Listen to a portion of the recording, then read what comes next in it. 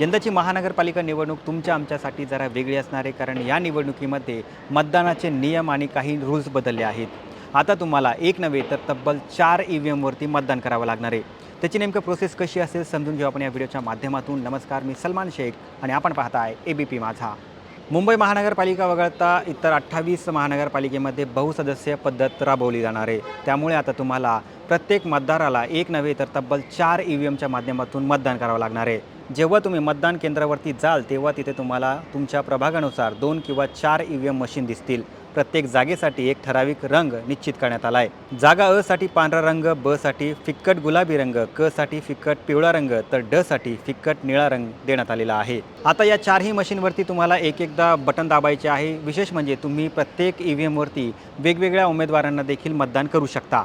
पण 4 पैकी जर तुम्ही एकाही मशीनवरती मतदान केलं नाही तर तुमचं मतदान अपूर्ण राहणार आहे. पण एक गोष्ट लक्षात ठेवा, तुम्ही जेव्हा मतदान करण्यासाठी मतदान केंद्रावरती जाणार तेव्हा 1, 2 आणि 3 या क्रमांकाच्या EVMवरती बटन दाबल्यानंतर फक्त लाल दिवा लागेल आणि 4 नंबरचा EVMचा बटन दाबल्यानंतर तुम्हाला बीप आवाज येईल. याचा अर्थ तुमचा मतदानाची प्रक्रिया जी आहे ती पूर्ण झालेली असेल.